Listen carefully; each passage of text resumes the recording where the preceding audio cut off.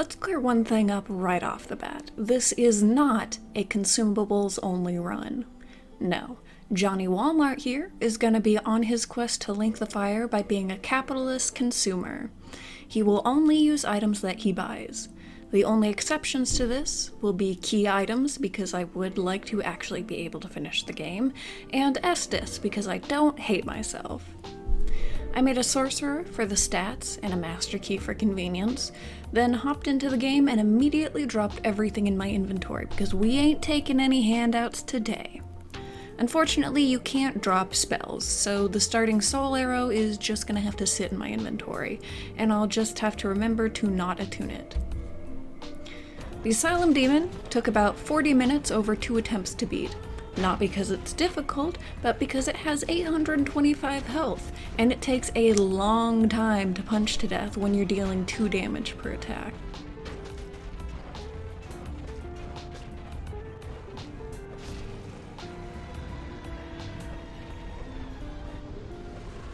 Once it eventually falls, the first thing I do in Lordran is head down to Rickart to buy my first weapon, the Sorcerer's Catalyst. Yeah, this run may or may not just be an excuse to actually play around with sorceries, because while physical weapons available from vendors are generally not great, almost every damaging spell is obtained through commerce. Soul Arrow and Heavy Soul Arrow in hand, I'm ready to start going through the early game bosses. I did make sure to actually buy the Residence Key so I can free Griggs here in a bit. The Taurus Demon, like most bosses, is very weak to magic, so this fight is as easy as usual. And right, I still die in 2 hits to just about everything. On attempt number 2, I also realized that magic can do quite a bit of poise damage, and quite a bit of damage.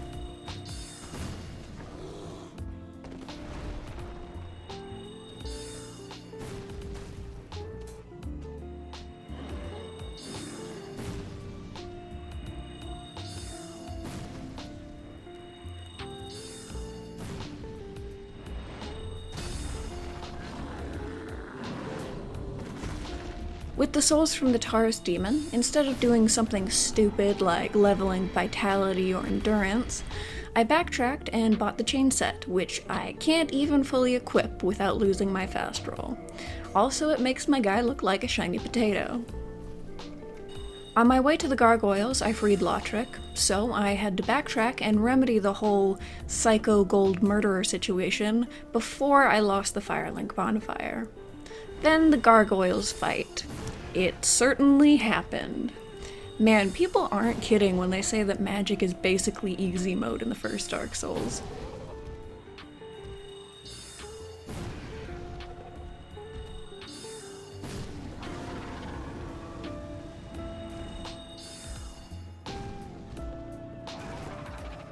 Since the Heavy Soul Arrow does enough poise damage to make the gargoyle stumble, I was able to just outspeed the second gargoyle, and it wasn't an issue to take both of them out. Then ring the first spell of Awakening. Before I used the Master Key to skip 90% of Blighttown, I went down to Lower Undead Burg to free Griggs for a power-up in a bit, and then I also take down Capra Demon for some easy souls. Since the lady down in the sewers is selling her shit for cheap, I buy a massive pile of it and chuck it over the wall to give everything inside sepsis.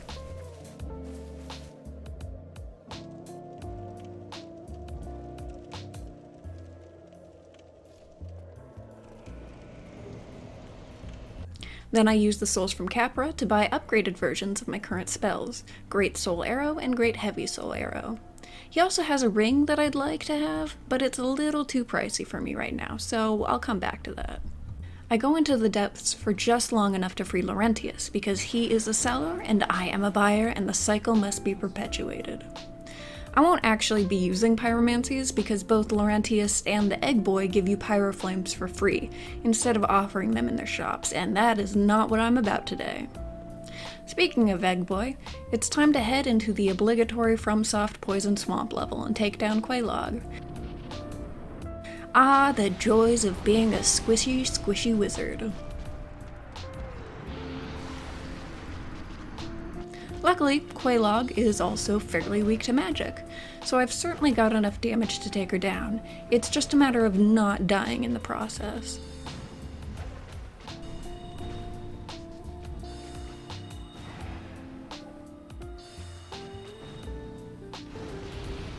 After a couple minutes of well-timed dodges and casts, she goes down, and I can ring the second bell of awakening. I also go deal with Ceaseless, because why not? It is pretty funny that I can still knock him off the cliff with my teeny tiny wizard stick.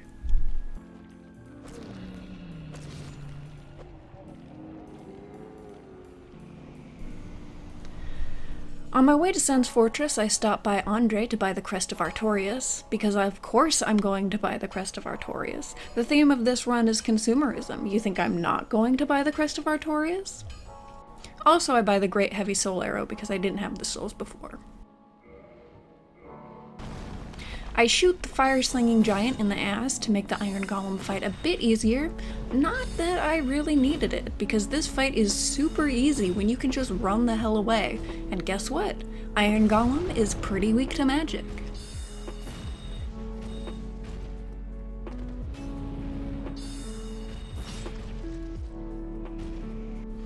And it's already time to get dragged kicking and screaming into the wall that is Anor Londo. And if you're familiar with this game, you may have noticed that I missed something very important. We'll get to that in a bit. I, of course, use the shortcut to skip 60% of the area and attempt to get past the brick wall that is Ornstein and Smough.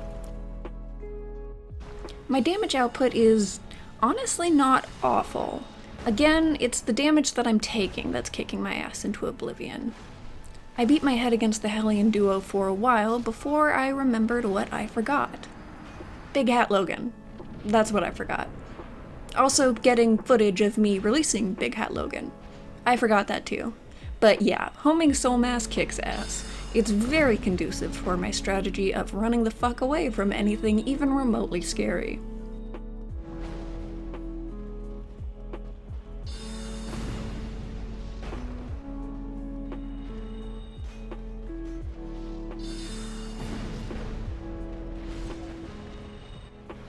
Soul Spear's pretty good too, I guess. It's really good when you get Super Ornstein in an animation loop and can safely sling spells at him from behind a pillar.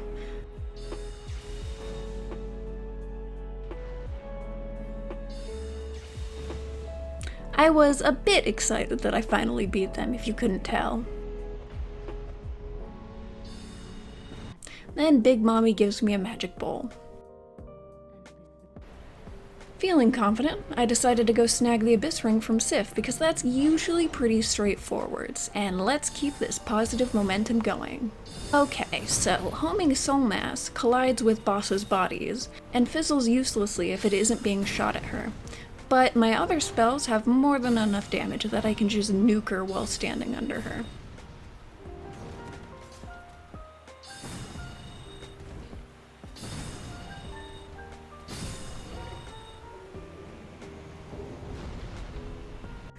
I used Sif's Soul to pick up the Bellowing Dragoncrest Ring for even more damage. I figured that I'd go down and deal with Nito since his Lord Soul is usually the easiest to get. I also fought Pinwheel on the way down.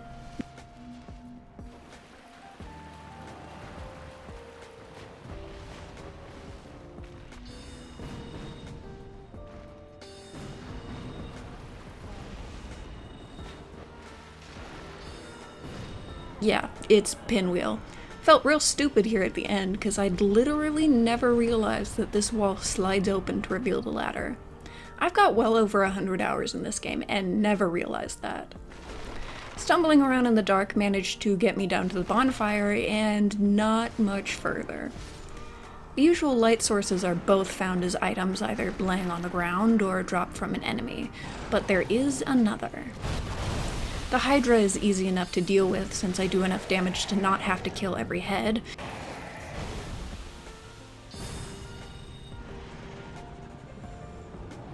Which gets me the Dust Crown Ring, which has the potential to be useful for this build. Too bad I can't use it. I slap around the Gold Golem Free Dusk, then summon her, and buy the Light spell. This may be the first time in the history of ever that this spell has actually been useful. Seriously, it's so much more convenient to just use the Skull Lantern. But hey, I've got Light. I still have to not die on my way over to Nito's arena though. So, okay. I'm pretty sure I could have actually killed Nito at this point, but I kept trying to record my fight with him and the Four Kings when I was stressed out and running on very little sleep. It also didn't help that I was effectively burning a spell slot with the Light spell, so yeah, it didn't go great. Eventually, I decided to leave and come back later with either more armor or more firepower. Getting to the Four Kings was surprisingly simple. I just sprinted screaming past all the ghosts to talk to the Seal Keeper, drained all the water, then got murdered by ghosts right outside the arena. Then got murdered several more times inside the arena.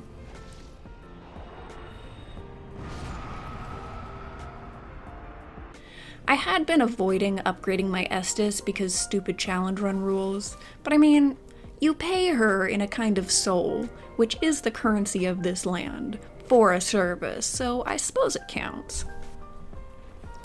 After getting my ass handed to me by 2 out of the 4 Lord Soul holders, I actually got some sleep, then decided it was time for a change of pace, and descended into the lava zone.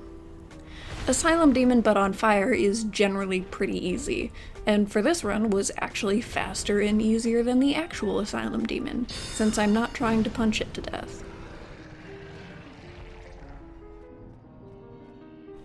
You know, I feel like the Centipede Demon fight might actually be kinda cool if you could see what was going on, but alas, I can see precisely jack shit, so I just lob a handful of spells upwards into its general direction and it dies.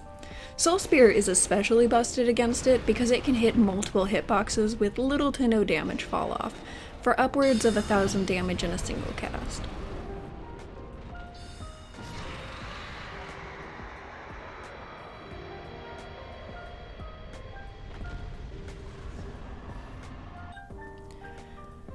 The Witch of Izalith, up by the Bed of Chaos, isn't usually anything to talk about, but I was very entertained by how I was able to kill her in a magical drive-by.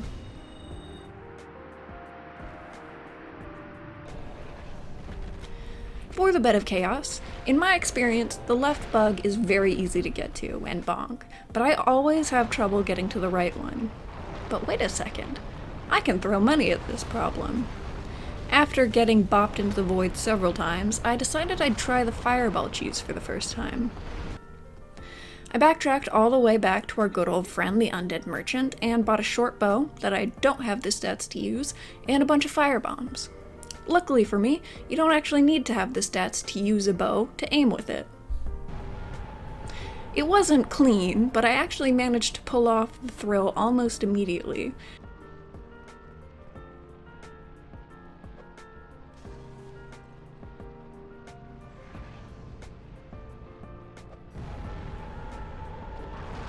Then I died almost immediately. Then it took me like 10 more attempts to actually get up to the final bug to bonk it with my stick.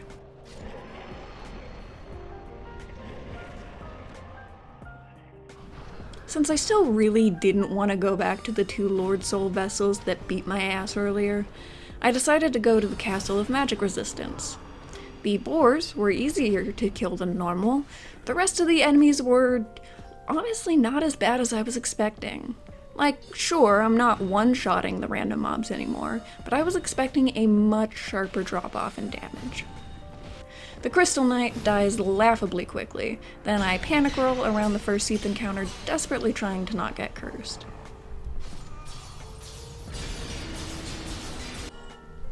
I made extra sure to not forget to rescue Logan this time, because he's now selling buffed up crystal versions of all of my most broken spells. I don't quite have the int to use the Crystal Soul Spear yet, but surely it won't make that much of a difference against Seath, right? I mean, everything else has not been as magic resistant as I thought they'd be. Surely the Dragon Father of Magic itself will also be easy to kill with spells that he probably had a hand in creating. Yeah, nah. A bit of grinding later, and I have the last few levels to use Crystal Soul Spear, and a shitload of black fireballs. And the spell Stone Plate Ring for some more magic resistance. The Soul Spears do okay damage, and the black fireballs are more than enough to finish him off. It takes a while, but the fireballs have plenty of range, so I can just stick to his tentacles like I normally do when I fight him in melee, and carpet bomb him.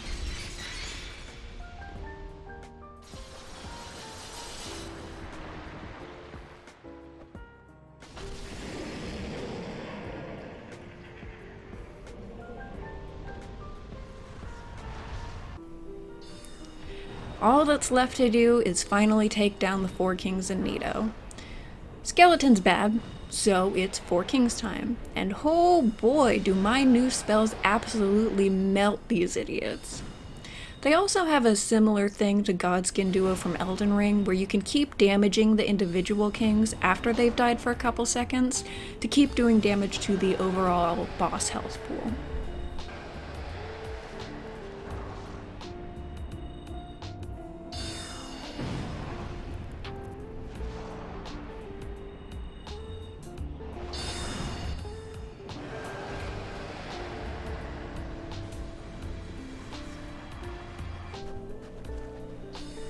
Nido is also not nearly as bad as I was fearing. Granted, it was a bit of a rocky start. I just need to not get hit by minions.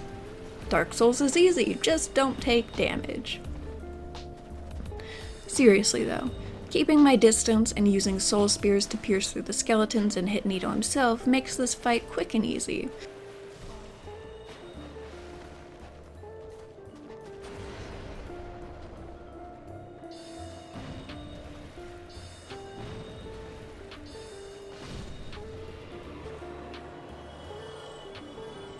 Alright, now to set the god souls on fire. After those last few easy fights, I'm feeling pretty good, so this should be pretty straightforward as well, right? Right?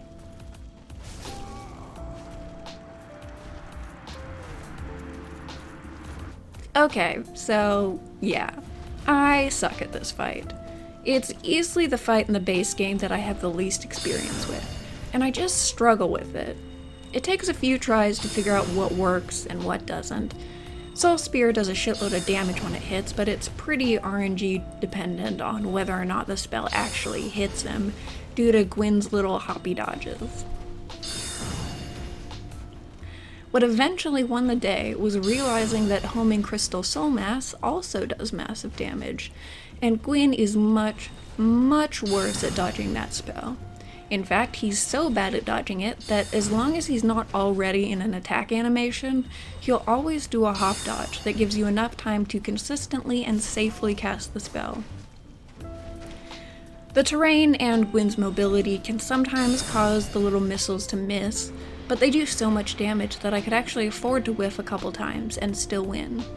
In the end, it was close, but I managed to eke out my final victory of the run with my last crystal homing soul mass and linked the fire. So, can you beat Dark Souls as a consumer? Yeah, totally. This was mostly just an excuse to do a magic run, and it was incredibly fun. So thanks for watching, and I'll see you next time. Bye.